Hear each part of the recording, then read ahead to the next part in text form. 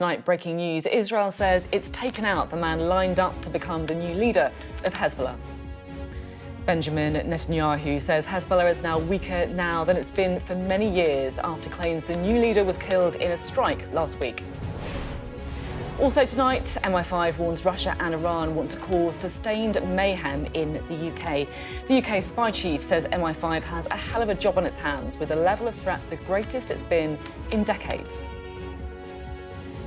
One down, one more to go. Tom Tugendhat is out, so who's going to be knocked out in the final vote by MPs in the Conservative leadership contest? Our deputy political editor, Sam Coates, will be here to give us the lowdown. Also tonight, Boris Johnson speaks to Sky News and tries to set the record straight on COVID lockdown rules, on those who followed them and those who didn't. In the public imagination, it looked as though I was accepting everything. And as Boris Johnson promotes his new book, we've got a quiz for you to test your memory of previous prime ministerial memoirs. All that and more with Max Wilson and James Starkie, who'll be with us for the next hour. It's Tuesday, I'm Sophy Ridge live from Westminster, and this is the Politics Hub.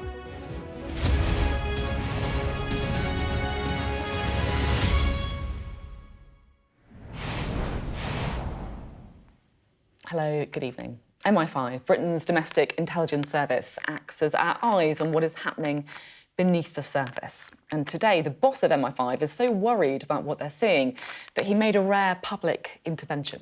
Director General Ken McCullum says Russia is trying to create mayhem on British streets. And we're facing plot after plot from Iran. The threat from al-Qaeda and Islamic State is also growing.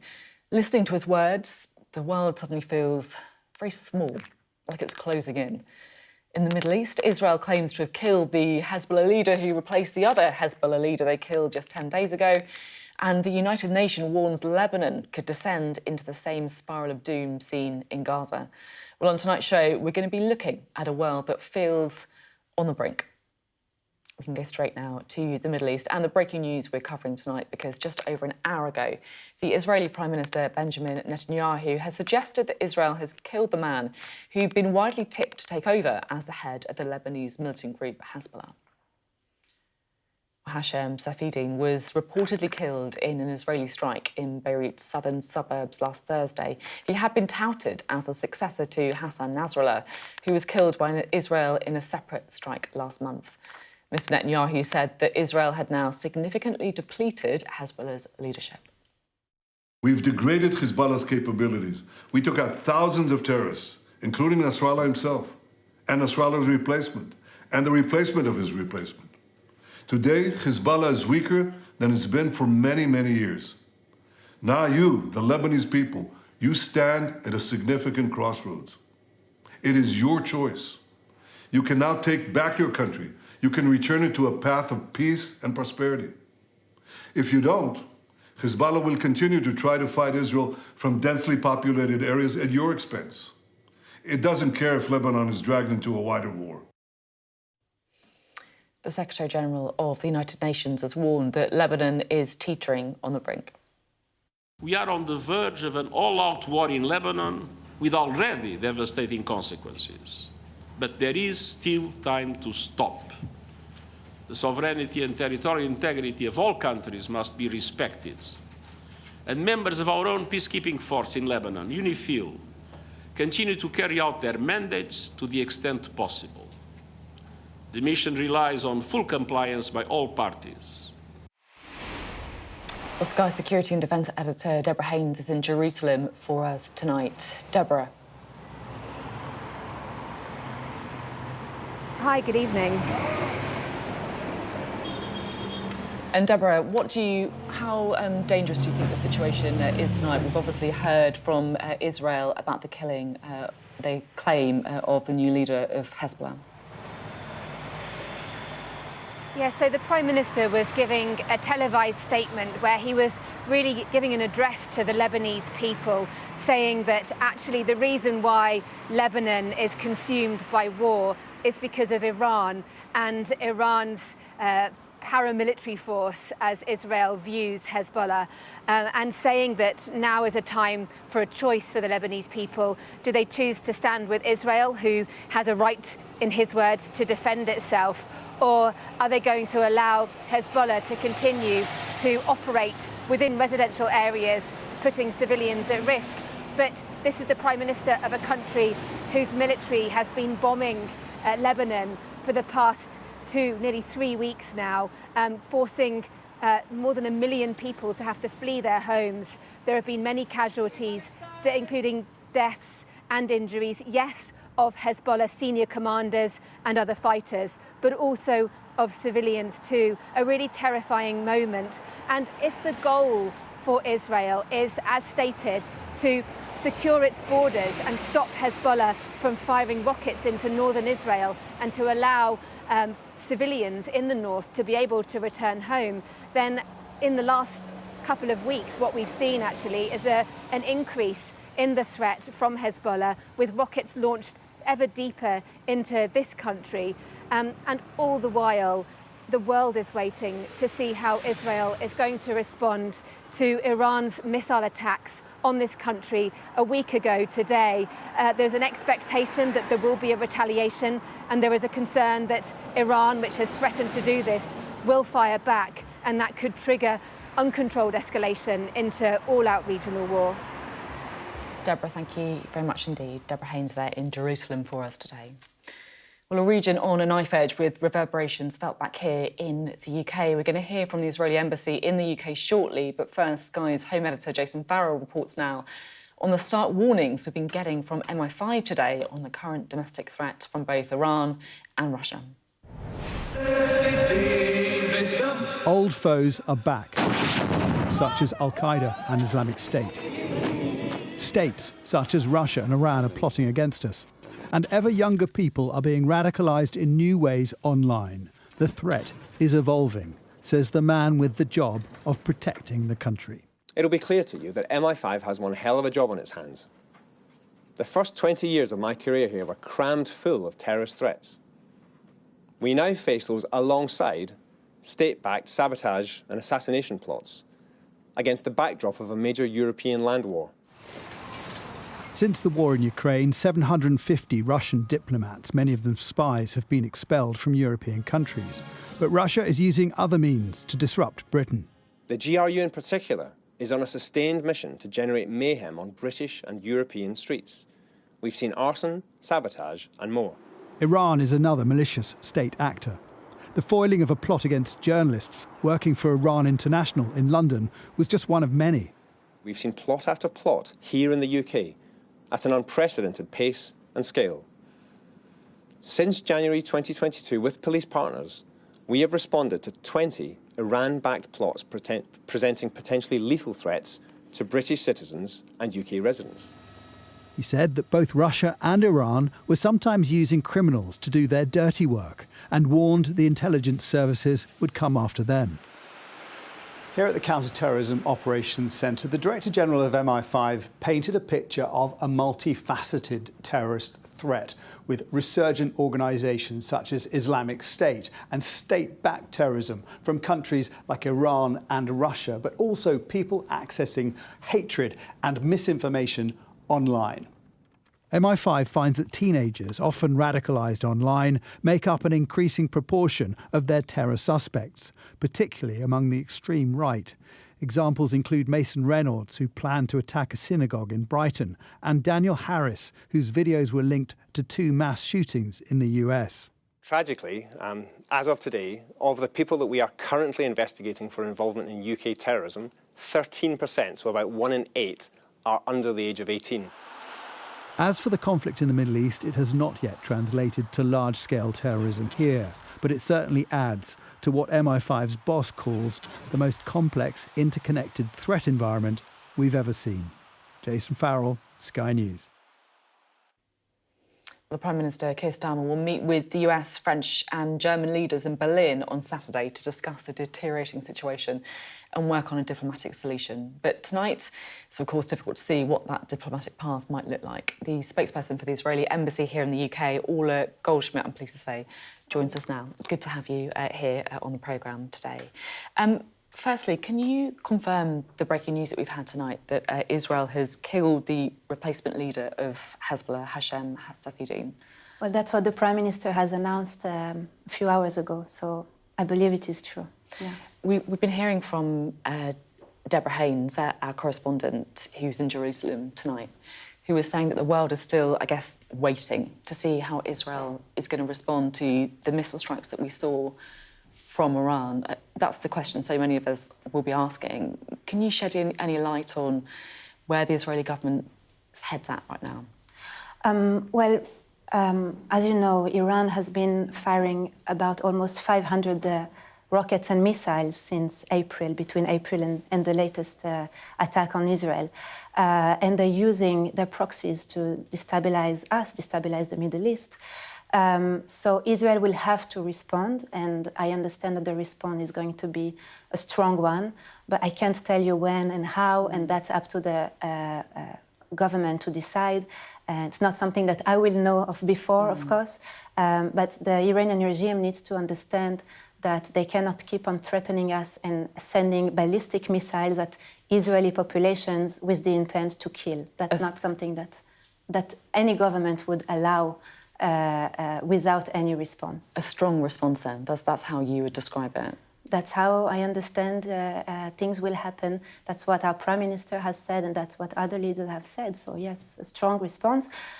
We have to remember the Iranian regime is at the head of that destabilization that we can see at the moment. They are using Hezbollah. Hezbollah is their proxy in Hamas. And not only them, also the Houthis, Syrian militias and Iraqi militias. And they're actually not only threatening the Middle East, they're also helping with the war against Ukraine. And we have heard today from the head of MI5 that they are also operating, or at least trying to operate on UK soil. We know of a journalist that was stabbed recently by Iranians. So we are at the forefront of that war against the Iranian regime, but they're not threatening only Israel. You mentioned that the comments by the head of MI5. I mean, do you think the West has been a bit asleep at the wheel, I guess, when it comes to Iran? But what I mean is that we understand that when the Iranian regime calls for the destruction of Israel and the destruction of America, and they murder women in the streets for not covering their hair, we don't share the same values, you and me and that regime. I think the UK understands that we're facing the same threat and we need to address them. Just kind of thinking about, the strong response that you're talking about, and I just want to ask you something that I've been kind of wrestling with, I guess. Do you think that Israel has walked into a trap? That, that the horrors of October the 7th were committed to provoke a reaction by Israel, and that this is exactly what Hamas wants you to do, to respond in this very, very strong military way that then, I guess, will weaken your relationships with some allies, that will turn some people in the region and also around the world against you, that you're doing exactly what Hamas wants? Well, I think for sure Hamas wants to weaken us. If they didn't want to, they wouldn't have sent over 3,000 terrorists to butcher Israelis on the 7th of October. And actually, we are today on the 8th of October, which is exactly a year since Hezbollah decided to join Hamas. And, they saw an opportunity to kill Jews, so they joined. And since then, they have fired over 10,000 rockets at Israel. I think Israel is there trying to survive. Israel wants to live in peace with its neighbors. That's something that we all know. And we have been trying to go through the diplomatic route time and again. As you know, we have asked the Hezbollah to implement the 1701 UN Security Council resolution. You say that Israel wants to survive, right? And I think there'll be lots of allies of Israel who totally get that. But I guess the question is, are you walking into a trap and making that less likely? You've seen the response from the UK with a partial arms embargo. You've seen comments from President Macron. Your allies are worried, they're nervous by the deaths that we've seen. And there'll be lots of people around the world who will be turning against Israel because of what they've seen. I'm sure you'd understand. It's not like we have that choice. It's very difficult to talk diplomacy with a regime that calls for the destruction of our own people. And still, we're trying to go through the diplomatic route. But at the end of the day, we will have to do what's best for us to make sure that we can live in peace, to make sure that our 60,000 plus residents can go back to their houses, to make sure that our families don't have to run to a shelter every 10 minutes. You know, when Iran launched their ballistic missiles toward Israel, it was spread out. It was everywhere. It wasn't only in one place in the south of Israel. It was really everywhere. Our families had 12 minutes to run to shelters because within 12 minutes, the missile can explode and create a huge catastrophe. So when you see that, you understand that these are not organizations that we can talk with, and we have to defend ourselves. I'm sure you would expect from the UK government, if there was even one missile that were falling in the middle of London, to respond and not to let that aggression unanswered. Can I talk to you a little bit about a girl who died in Gaza, Hind Rajab? You'll know her, right? Yeah. She's a 5-year-old girl. And she was killed in a car trying to escape Gaza, and she was on the phone to emergency services for 3 hours. One of the things that she was saying at the time was, "I'm so scared, please come." But then she was killed, and 2 paramedics were also killed trying to reach her. You know the story, I'm sure that you'll be as upset, tragedy. heartbroken. I can tell you that no Israelis feel any joy when they see reports about Palestinians killed in Gaza. You want me to... Yeah, the reason that I'm bringing this up is because our reporter Stuart Ramsey has been looking into this and speaking to the family as well. And at the time, the RDF have said that its forces were not present near the vehicle or within the firing range.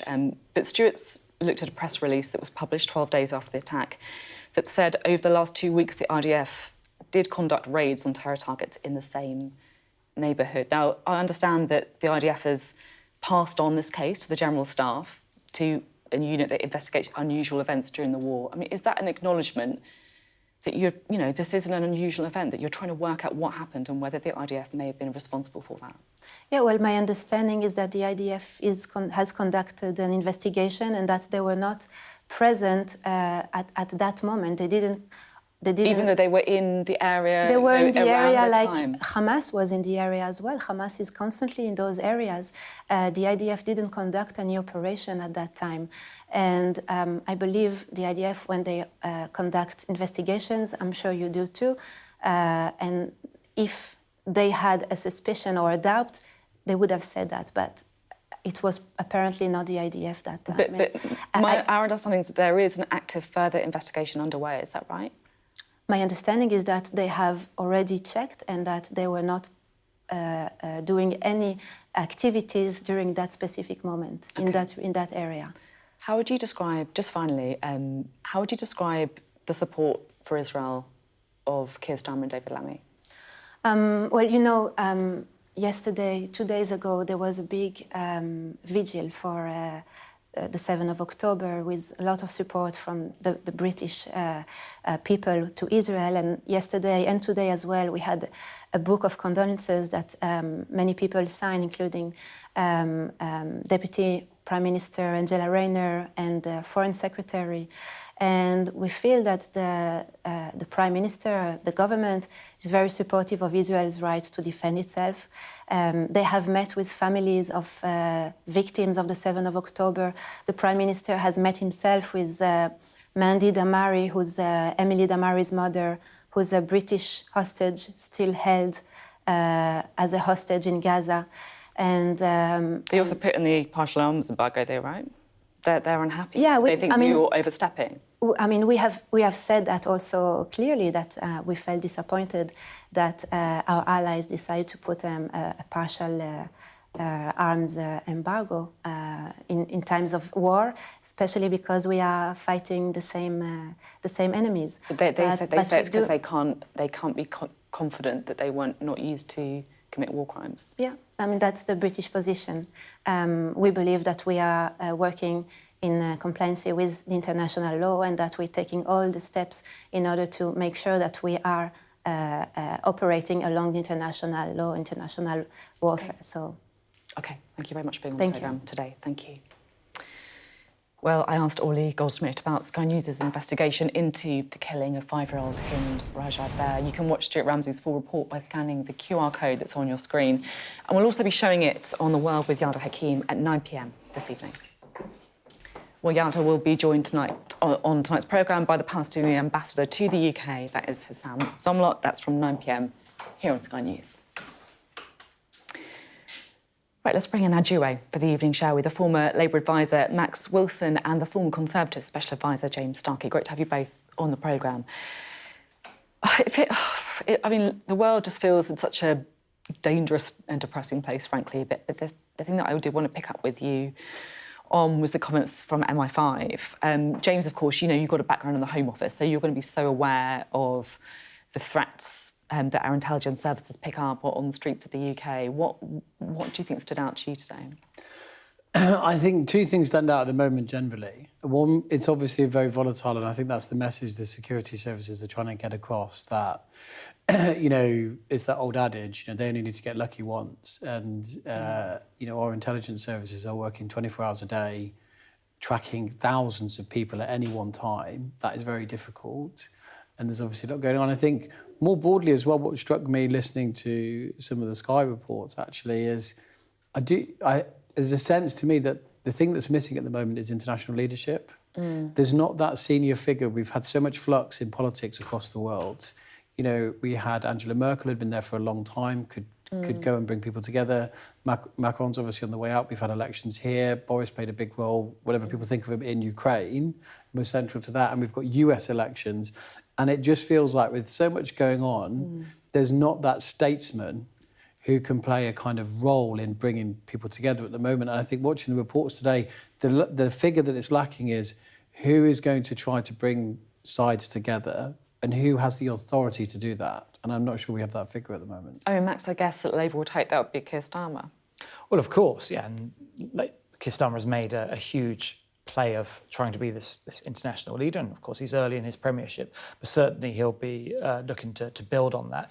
But of course there's multiple elements to balance, and I think that David Lammy has done a hugely important job in resetting Labour's foreign policy, Britain's foreign policy. But yeah, certainly Starmer will be looking to bring that international leadership that James was just talking about.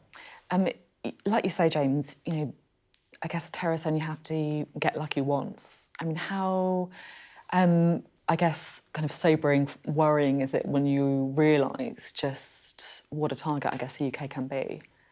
You know, it has. I think, you know, my adult lifetime, we've seen, obviously, a lot of conflict in the Middle East, but we've seen terror attacks in the UK, and we've seen terror attacks foiled.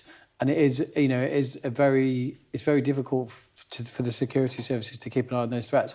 Because one of the other interesting things that we signals is, you know, we forget we've got a kind of domestic, if you like, far-right threat. That's been a major threat over the past decade.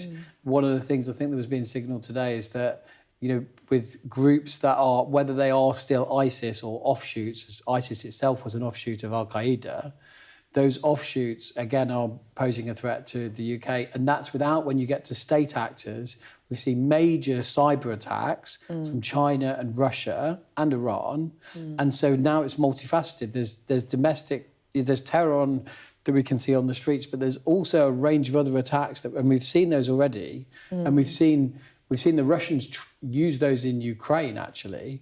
The first wave, the kind of warning sign of the first attack, if people remember, of the Russian invasion, wasn't boots on the ground, wasn't tanks, it was a cyber attack. That was the first thing the Russians led with Ukraine. And these are the things that we're trying to defend against. Lots to discuss. Certainly, thanks both very much indeed. We'll have much more from both of you on the programme as well. You're watching The Politics Hub coming up.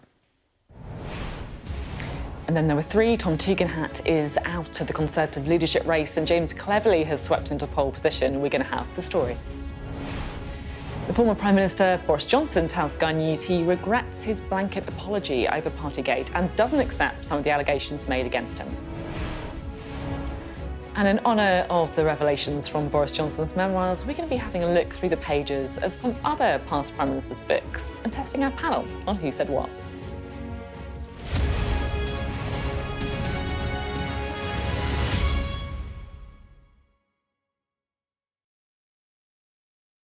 We're rolling. Welcome to the world. Our new podcast.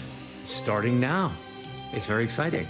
Every week, we'll be reporting from the world's trouble spots. We get to hold those in positions of power accountable, and we get to ask the questions that the audience, the listeners, want to know about. And that's why it is so important that people tune in, come along for the road, come along for the journey. It'll be fun.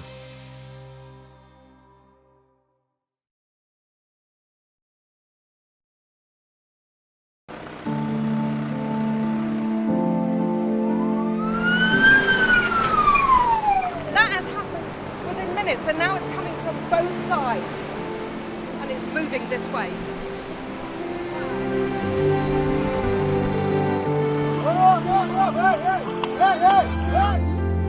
Only about half a mile from the Turkish coast, and it's evident that the boat seriously overcrowded. This is one of the most severe viruses in the world. I'm Alex Crawford, and I'm Sky's special correspondent based in Istanbul. The biggest party Tripoli has ever seen. That's it. It got us then. There's a lot of action going on, a lot of hits going in still. We aim to be the best and the most trusted place in news. Clearly not had very much to eat at all, a lot of them extremely thin and very frail. Look at her arms. I can put my entire hand round. This is the cocktail of drugs which the doctors at this hospital have been giving their coronavirus patients. Made for people who want clarity in an uncertain world. Mother Nature can be vicious, absolutely savage. The world's largest falls now down to a trickle in places. I can't imagine how much plastic is lying at the bottom of this huge lake. Whoa! Close and personal with the rhino. This is what makes the job so fantastic.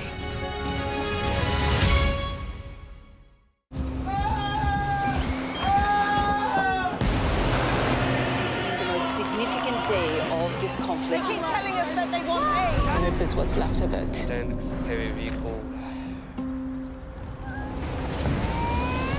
Why only in America? People want their country to work. You want a job in a normal life. Why are these homes empty? I want you to be honest with people.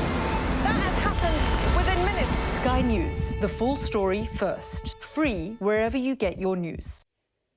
Hello, welcome back. Well, to the Conservative leadership race now, which has been completely turned on its head today. The final four has become three, with Tom Tugendhat eliminated, but there is a new frontrunner. This man, James Cleverly, leaving both Kemi Badenoch and Robert Jenrick battling to stay in. Here's the moment that these three found out that they would be staying in, and by how many votes. 120 votes were cast, and the votes for each candidate were as follows. Kemi Badenoch, 30. James Cleverly, 39. Robert Jenrick, 31. And Tom Tugendhat, 20. So as a result of that ballot, Tom Tugendhat is eliminated from the contest. Well, Kemi Badenoch may be in third place but she remains the favourite with the membership. We spoke to one of her supporters, undaunted by today's result, plus some of the MPs backing the other remaining candidates. There really is everything to play for. After all, Tom's run a brilliant campaign, but of course 20 votes for him now have to be reallocated, whatever else happens with other colleagues. So I'm sure there'll be a lot of frantic ringing around. But from my point of view, backing Kemi, I think that's a good result because she's into that final round, and I'm pretty confident she can now make it through to the membership, where, in my view, she is a strong favourite. I think it was a strong result for Rob. I have to acknowledge it was a strong result for James Cleverly, and I pay tribute to him for achieving that. But Rob is still in a very strong position. I'm confident we will see him tomorrow go through to the final two candidates to go to the party membership for a vote, and I'm confident he's the right person to take us through 4 years of opposition and lead us back into government after those 4 years. The campaign worked hard. We saw that there was some movement after the positive speech that James made at party conference last week, and the fact that many of us in our constituencies were speaking to members who saw that speech and thought that James was the person that should take us in to the next election as our leader. So I don't think it was a surprise. We worked hard for every vote, and we'll continue doing that over the next round tomorrow. Right, our Deputy Political Editor, Sam Coates, is here. Right, let's look at the numbers first, shall we? Because I'll be honest, we were there when they were announced, and I had to say I did an intake of breath, because suddenly this guy, James Cleverly, is quite comfortably in first place with 39 votes from MPs. Robert Jenrick actually lost ground on 31, and then Kemi Badenoch on 30 there. Tom Tugendhat was eliminated on 20. I mean, there's just so much movement there, Sam. This has always been the most unpredictable of races. And tonight, Sophie, even though we have a new front runner, I couldn't tell you who's going to be in the final two tomorrow, which is when the last knockout round happens by the MPs, and who's going to win when the result is announced in early September after it goes to the 170,000 members. We have learnt some important things today. You're right, James Cleverly leapt ahead. That's the fruits of a really quite positive reception at conference. He gave a speech that went down well with activists. It was well argued. It made people feel good about themselves. He urged Tory activists to be more normal. He has reaped a big dividend, and MPs have come in behind him. Robert Jenrick. Now, this is fascinating. He was the front runner amongst MPs, and yet we had a situation now where he is going backwards. In the last round, he got 33 votes. Now he's on 31. But I want to tell you something, Sophie. I've been talking to the Jenrick camp. They were telling me yesterday, that they could get somewhere between 35 and 40 votes. Look at this, 31. So that's a big, big underperformance by this guy. That means that their whipping operation, their monitoring operation isn't going as well as it could be. So he is losing Only means MPs are lying to them, effectively, doesn't it? Saying that they're going to vote for them and they're not doing it, right? Big word, seems like it, though. Now, Kemi Badenoch has moved into third place. That will be a disappointment. She's top amongst the members when you poll using the YouGov survey that we did last week. So what's she doing? Well, we've got all these votes from the sort of One Nation centrist Tory leadership candidate, Tom Tugendhat, but she's not pitching to them. She's released a statement this evening saying that the Tory right needs to unite around her, which is a curious tactic, given those aren't the votes that are up for grabs. I mean, not everybody who voted for Tom Tugendhat is a One Nation centrist, but, you know, the vast bulk is. But she fell out with quite a lot of people on the right while Rishi Sunak was Prime Minister, and she didn't do what a lot of people wanted her to do on the right in terms of repealing EU laws. So there's a big, big question about how she's pursuing her campaign. Now, the big question for James Cleverly right now is, given that it would be easier to defeat the members, not easy, you know, Jenrick leads amongst Tory members, James Cleverly, but by less than Kemi Badenoch. Does he dare tonight consider lending some votes to ensure Robert Jenrick is his opponent rather than Kemi Badenoch? Is he far enough out in front to take that gamble? That will be one of the things they're discussing tonight. I mean, there's so much skullduggery. These numbers, this week, the last time, they don't make sense unless there's skullduggery going on. So the most popular man in Parliament is this guy tonight, Tom Tugendhat, as everyone tries to mop up his supporters and get his backing. Right, let's just have a look at a few other things, because there's a couple of things to discuss. Because this is the irony. Sam. This is the irony about Tom Tugendhat going out. So this is about Conservative leadership favourability. So whether or not people have a favourable or an unfavourable view of the candidates. Sam, what does it say? OK, to cut to the chase, what does all of this tell us? The most popular Conservative amongst the public of the four leadership contenders was the man who a few hours ago was ejected from the race, Tom Tugendhat. Everybody's in negative territory. This is black is favourable, sort of greedy blue is unfavourable. So they all in this sort of net negative territory. But Tom Tugendhat was the least unpopular amongst the general public, who don't get a vote in this contest. Tied second is James Cleverly and Robert Jenrick, and most unpopular amongst the general public is Kemi Badenoch. But more unpopular than all of them put together is the Prime Minister, Sir Keir Starmer, who is on net minus 36, so twice as unpopular, more than twice as unpopular as the most popular Tory contender. So and I think it's that perhaps gives you a bit of an inkling about why they were feeling a little bit more positive than you would expect at conference, fair to say. Absolutely, Sam? and you only have to look over time to see why this matters. Look, Yeah, almost nobody has not made up their mind about Keir Starmer, but let's look at how that number's changed over time. And here it is. These are Keir Starmer's approval ratings. The darker line is his favourability ratings, and the lighter line is unfavourability.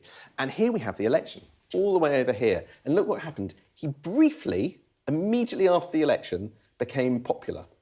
And now look what's happened. In the space of a short period of time, he is pretty much one of the most unpopular politicians in the country. He's more unpopular than Nigel Farage. Now, ultimately, I saw this kind of churn on, for instance, Boris Johnson's numbers. He went up and down, and politicians can turn it around. But we have stood in this studio and talked about how on election day, just before he won a landslide victory, over half the public had an unfavourable view of him. He has a tough act to turn public perceptions around. And look at that, things are going very quickly in the wrong direction. And that perhaps, I guess, underlines why there has been that reshuffle of his top team as well to try and change those ratings. Sam, thank you very much indeed. Sam Coates there, our deputy political editor, explaining some of the data and, of course, the extraordinary results that we saw today. Well, the Conservative leadership saga, I guess is a fair word, is sure to feature in tomorrow's newspapers. There's going to be loads of analysis about what it all means. We'll have our extended press preview from 10:30 this evening with tonight's news and tomorrow's headlines. Joining us will be the chief leader writer at The Observer, Sonia Soda, and the broadcaster and commentator, Ali Miraj. Right, let's talk to James and Max again, shall we? Goodness me. I mean, I have to say, that took me by surprise. Max, what do you make of the Tory leadership? It's been crazy, quite honestly, the way things have turned around. James and I were talking off-air just beforehand about the way that Kemi started off as the favourite, then Jenrick, and now James Cleverly. So there's all this chopping and changing. So it is incredibly hard to predict.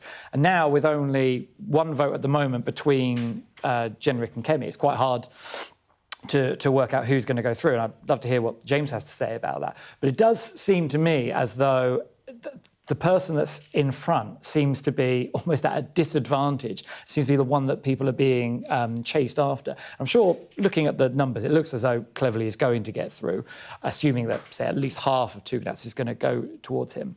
So it's going to be fascinating about what's going to happen in the next 24 hours. Yeah, James, you probably got more of an idea of this than anyone in the studio because, of course, you worked for Priti Patel on her campaign, so you're going to be having the conversations with all the MPs, trying to work out if they're telling the truth or not, etc., etc.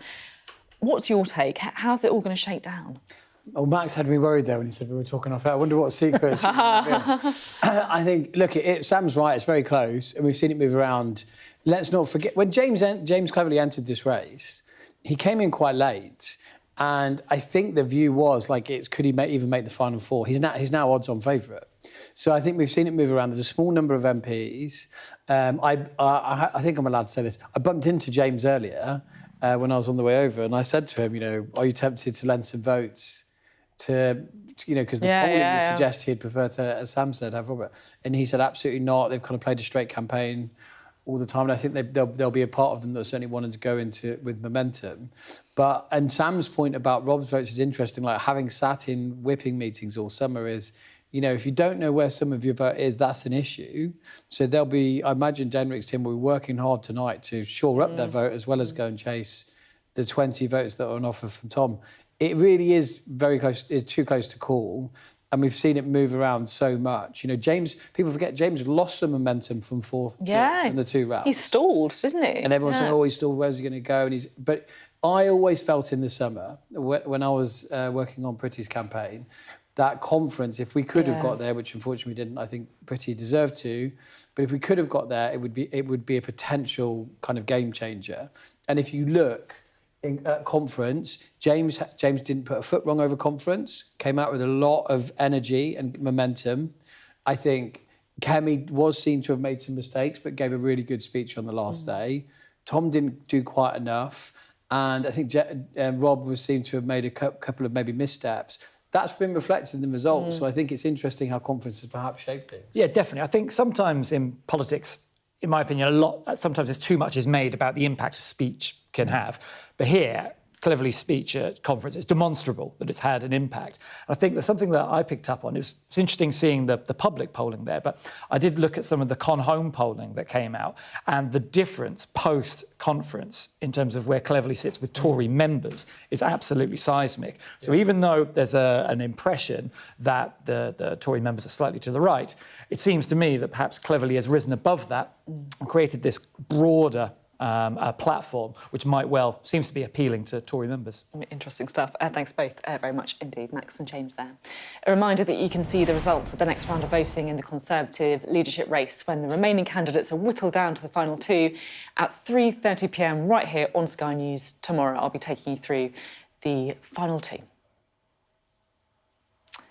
Now, Boris Johnson's memoirs are out this Thursday, but to save you the trouble of rushing to the bookshop, Sky News has sat down with him for a wide-ranging interview with Will Frost. The former Prime Minister discussed how sorry he really was over parties in Downing Street during lockdown, and he made the case that he might have been hard done by in the fallout from Partygate. Here's Sky presenter Wilfred Frost. The next few days you're doing what? Boris Johnson's new book covers his political career from start to finish.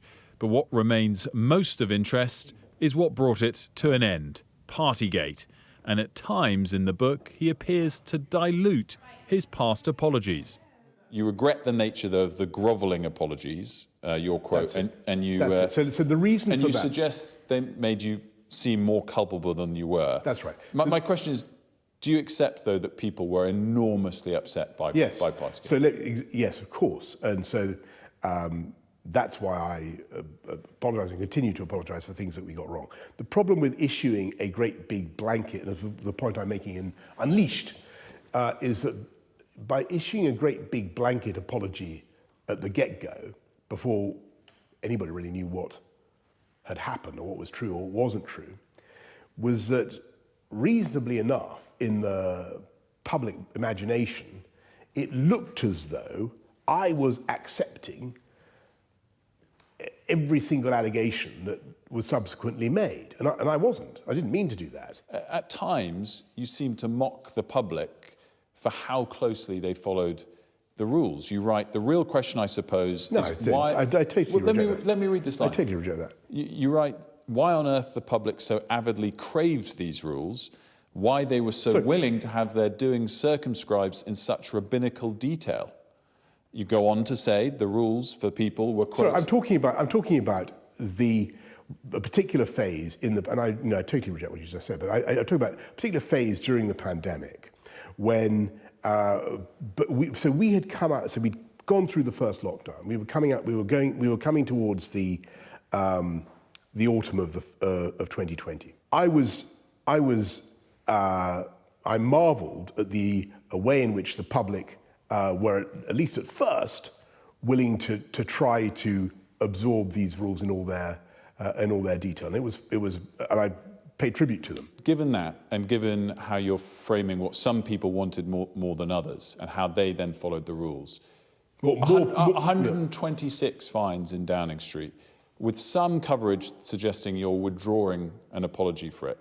Here and now, clarify if you are sorry to those people. Of course. I mean, I say in Unleashed, I try to explain that I made many mistakes. Make of that what you will. Well, we're going to get a reaction from Max and James in a moment, but you'll notice we are now joined by one Wilfred Frost, fresh from his interview. Thank you for having me. It's a real pleasure to be here. Yes, First lovely. time on Politics Hub. There you go, first of many. It's great to have you here, Wilf. My first question is a really obvious one.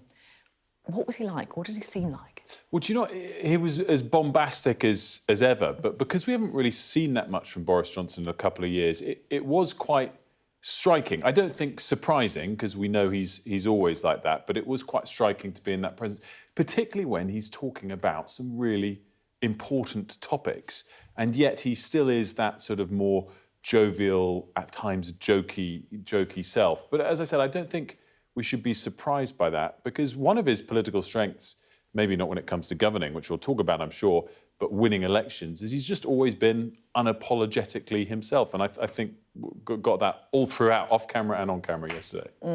That kind of authenticity, I guess. Yeah. What was it like off camera then? Go on, give us a little secret behind the scenes. Well, I joked with him when he was getting his makeup done. A line, I stole it from my late father, which was that because the book was 750 pages and only got it a couple of days beforehand, that it wasn't so much hard to put down as impossible to pick up. And he did laugh at that. I don't think he was delighted by the line, but he did laugh. So no, I think he was, I tried afterwards to push him on who he wants to be Conservative leader. And he literally gave nothing. Off camera, fully off the record, I reiterated that. Who does he want to and who does he think to? And he wasn't drawn on that, which I don't know, he's usually quite revealing when you push him off camera on things. And he didn't give me anything. Just to bring in James, do you think Boris has got a real opinion on who he wants to be leader? Is he involved? There's been rumours, haven't there, about Carrie Johnson, doing some of the phone bashing for Robert Jenrick. There was rumours. I don't know if he does. I think for Boris, the more interesting thing, I was going to ask Wilfred, when you read it, I haven't got it yet. Did you read it and think this is a guy who wants to come back, has an intention to come back, or it's just setting the record straight on things? There's definitely a big part of that in it. But I think you also get the idea that he sees it's not now. Now is not the moment. It could be in a couple of years' time if whoever wins this Tory leadership race doesn't last the course. Of course, I'm sure he's enjoying getting paid a lot of money to do much less in the short term. But when we come to that topic, in the book he says that the Queen advised him not to be bitter. And in the interview that I did with him, you immediately got a glimpse on whether he's taken that to heart. I couldn't even finish my question on Sue Gray, and he immediately said R.I.P. with a sort of wry smile. And I think that that's also a theme throughout the book. If there was full, wholehearted contrition and an apology that you then felt he was saying, I'll do it differently next time, maybe you'd think more, well, he's trying to tee himself up for next time. But there's a lot of that bitterness and taking punches back to people throughout, which I guess doesn't reveal if he wants to come back or not, but it might kind of say to others, do we really want to welcome him back or not? Max, do you think Labour will be more fearful of Boris Johnson than any of the current crop? No, I don't think so. I think, we were looking at some YouGov polling there of public perceptions, and I think people sometimes forget that actually Boris Johnson's got a huge net unfavourability. There's a small section of the Tory Parliamentary Party, or certainly pre-election, that thinks he's the golden boy forever, and he was always going to be the answer to their electoral prayers. But I think Labour has moved on. I think the world has moved on. I think that there'll always be a section that will always welcome him back, but I don't think he's the threat of the future. Were there any particular moments that stood out to you from the interview then, Will?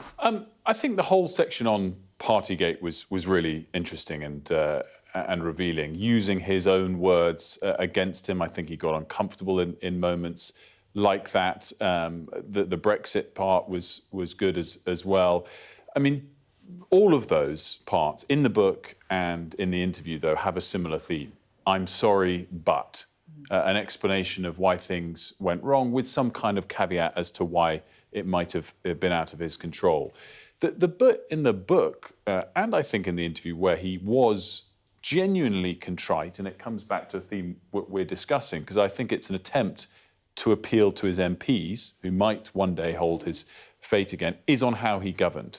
And I even took the page notes, because they are the 2 pages to jump to, 680, 706. He's genuinely contrite. I don't think that's come out in the serializations. He admitted in the interview that he'd operated like a president, not a prime minister, and said he was complacent about their support. Whether that's enough to get MPs back on side again, we'll see. In the interview, it had a caveat. Again, because of COVID, he wasn't able to see his MPs as much as he'd like. I guess this is it, the kind of legacy of Boris Johnson. You have to look at it, and I'm sure that he will point to COVID being such a huge part of it. But he was elected on a promise to make Brexit work, to level up. I mean, you've got to say on that, he's failed, hasn't he? And I asked him specifically about that. After talking about taking responsibility for not looking after your MPs. Therefore, do you take responsibility for not delivering levelling up, if that was what really led to your downfall? But no, pivot straight back to say they were wrong to remove me. I would have won. The polls were this, the polls were that. And, you know, again, claimed Reform were on 0 at that point. They weren't. They were on 4. And interesting how he kind of always comes up with some kind of slightly different framing on it. But that's really the snapshot, isn't it? He had this great opportunity. And is he taking full responsibility for not delivering in a way that, A, could convince his MPs that he'd do it differently next time, which maybe is who he's focused on in this book, but B, the nation, that he would do it differently. And look, not for me to judge that. Everyone should watch the interview or read the book. But there's definitely a caveat to every apology that's in there. That's great. I'm going to nick your dad's quote as well. That's a good one. I'm going to write that one down for. Oh, yeah, definitely. For my next interview as well. I like that very much.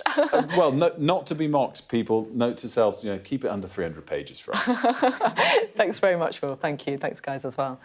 You're watching the Politics Hub, still to come. We've got our political memoirs quiz. I took this on in my usual style, full frontal. Who said that? Find out after the break. It wasn't Rob Powell.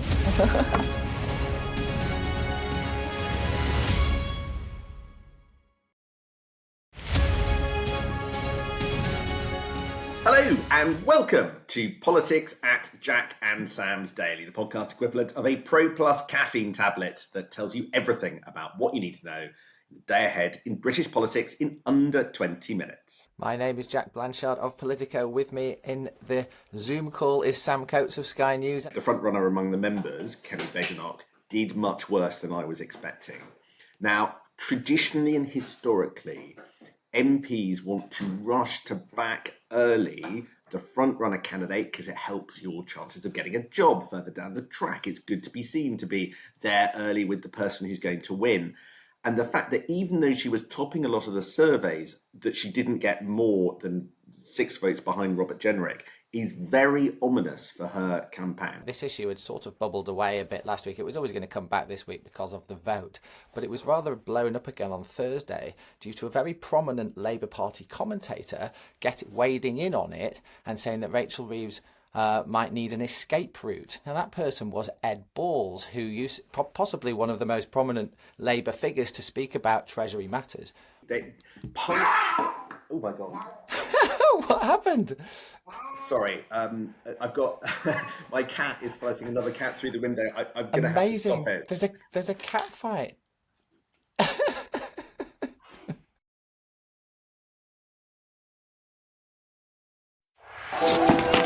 They have breached the road. There is a lot of gas being fired all around us.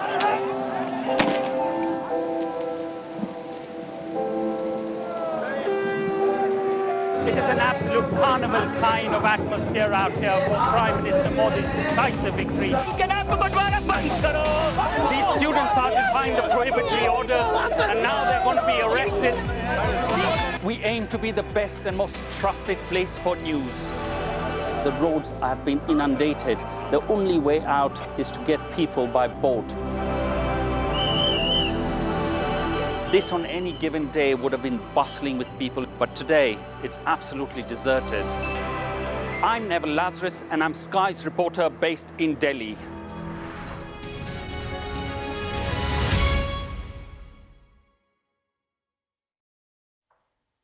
Hello, welcome back to the Politics Hub. Well, of course, we've just been discussing the newest political memoir set to hit the shelves this week. But Boris Johnson, of course, isn't the first former PM to pick up the pen and have a look back on time spent within the walls of number 10 Downing Street. So we thought we'd going to have a skim through the biographies of Prime Ministers past and also see if our panel can have a guess at who might have said what. Feel free to play along at home, of course. Right, here we go. We've got some quotes. You've got to tell me the former Prime Minister that said this. I must confess to having taken the civil service exam when I was leaving Oxford because I'd been inspired by the now late Lord Carrington to apply for the diplomatic service, but I failed. Who was that? John Major? It was not John Major. Any guess, Max? Liz Truss? It was actually Theresa May. There you go. I can't believe she failed. I would have thought she would have. That's why I thought Theresa would have passed. I thought she would have passed I always it. thought she was well suited for the civil service. Yeah, it surprises me that. I kind of like the fact she's admitted failing, though. I'm pro that. That's a good thing. Right. Who is this? Who wrote this? My soul is and always will be. I mean, I had to go trust, but I can't. I have read her book, but I can't remember. It's something like Liz would say.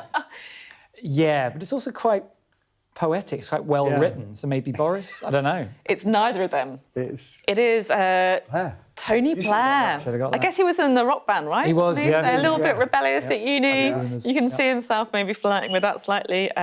Yeah, he said, it's true my head can sometimes think conservatively, especially on economics and security, but my heart always beats progressive and my soul is and always will be that of a rebel. Who is this? I took this on in my usual style, full frontal. I kind of... I'm going to just go Cameron because we haven't had it. But I don't know who would say that. I don't want to put a name to it because it's bringing a horrible image. Exactly. Yeah. I feel like it's the person you expect to say this did actually say this. It was Liz Truss. Yeah. It was Liz Truss. That was on her leadership approach in her recent book, 10 Years to Save the West. Right, here we go. Who was this? 100 tune to keep myself calm, which we've inevitably picked up by the microphone. That's Cameron, yeah. Very good. It was David Cameron.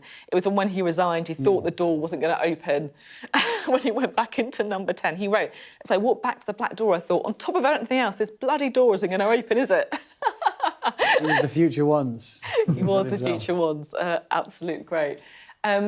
How are you guys on political books? Have you read many of them yourselves? Do you want to make any admissions or not? I have read Liz Truss's because I had to interview for something, and it was an interesting book. And I'll read Boris's when it does come out. Yeah. I'm not great. I'm political history, yeah, but kind of the immediate stuff I'm not so much into. Clearly I need to be. I know it's going to be on my Christmas list. You need to prepare in case we have another quiz. Yeah, exactly. Then you didn't do great, guys. I'm not going to lie. You got David Cameron. That was 1 out of 4. You're not tempted by the Boris Johnson book then? Not 750 pages. Exactly. You got the Wilf interview, so what do you need? Exactly. Thanks both very much indeed. Always good to have you both on the programme, particularly, of course, on such a busy programme tonight as well.